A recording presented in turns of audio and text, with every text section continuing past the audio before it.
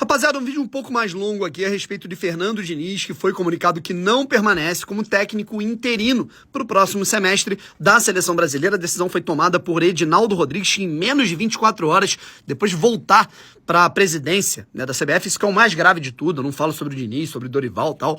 Essa bagunça toda na CBF, o cara já chegou falando que vai contratar o Dorival, falando que vai tirar Diniz, falando que vai contratar técnico, enfim. É o que ele está fazendo.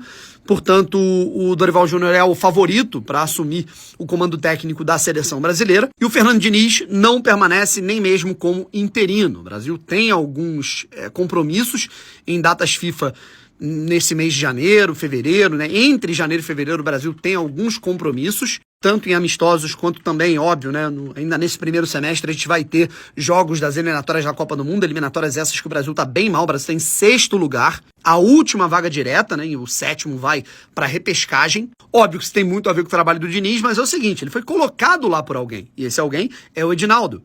E aquilo, eu desgosto do Fernando Diniz? Não. Eu desgosto do Ancelotti, que era o homem cotado para assumir a seleção, esse devaneio, na minha opinião, do Edinaldo Rodrigues, que em nenhum momento, assim, o Ancelotti demonstrou estar perto da seleção brasileira. Ele recebeu o convite, achou bacana, mas tinha como prioridade de renovar com o Real Madrid, e o Edinaldo Rodrigues moldou um plano, assim, visando colocar o Ancelotti e dane-se. Eu vou me basear aqui, eu vou me preparar para um planejamento para trazer o cara sem saber se o cara vai vir. Certo? Então, para mim, o mais grave de tudo é essa gestão pífia do Edinaldo Rodrigues, que agora tá de volta, né? E aquilo, voltando, né? Eu gosto do Diniz, eu não achava uma tragédia, por exemplo, ele pegar o ciclo da seleção. Também gosto muito do Ancelotti, evidentemente, mas Diniz, para fazer um trabalho de interino, fazendo uma transição pelo Ancelotti, não faz sentido nenhum. Né? Porra, eu tava falando aqui com um amigo, tipo assim, porra, eu gosto muito de pudim, gosto de feijoada. Tu vai comer um pudim pra depois comer uma feijoada. Não faz sentido nenhum, zero. E o Edinaldo Rodrigues, que, assim, um dos caras mais despreparados pra qualquer coisa na vida, ainda mais pra dirigir uma das entidades mais importantes do mundo, falou que eles têm estilos de jogo parecidos. Não tem nada de parecido nos estilos. E detalhe, né, assim, além do Diniz, né, ter alinhado um trabalho no Fluminense, um trabalho na Seleção Brasileira, ele não ia se adequar, estudar adequadamente. Ele não ia ter tempo, não tem tempo, cara, pra você estudar adequadamente os adversários da seleção, ver os jogos na íntegra dos principais jogadores, tentar entender ali, ter o olhar clínico ali mais sensível do que o jogador tá precisando naquele momento, qual a característica que se tem que usar. É uma coisa que foi meio concatado, vamos tentar envolver aqui o meu método. E é um método que eu acho que podia dar certo por anos, sabe?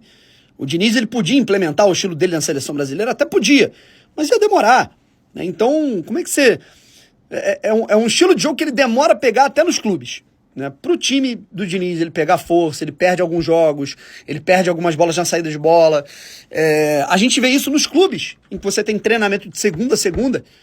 Imagine na seleção brasileira, né? Numa seleção em que a gente está falando de 3, 4 treinamentos a cada 3, 4 meses. Você conta nos dedos das duas mãos o número de treinamentos que uma seleção tem durante um ano. Então como é que você pega um técnico desse para fazer um período de transição de 6 meses? Não vai dar certo, sabe?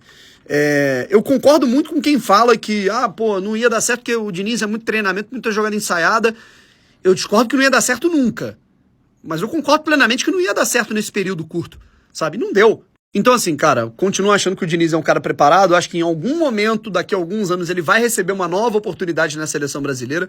Se Deus quiser, de uma maneira, mais fidedigna, né? E nesse momento a gente deve ter o Dorival Júnior para ser o novo técnico da seleção, que eu não sei o que esperar. E eu não falo que eu não sei o que esperar por ele, né? Porque eu acho que o Dorival pode se encaixar ali com que ele vai ter em mãos para trabalhar na seleção brasileira. Mas eu digo por toda essa bagunça que há na CBF. E a consequência disso, né, e talvez a menos pior consequência de todas, é o Brasil só estar em sexto lugar nas eliminatórias da Copa do Mundo, fora tudo de bagunçado que há no futebol brasileiro, que tem por consequência tudo que a gente tem visto aí no futebol brasileiro e na seleção brasileira ao longo dos últimos 15 anos.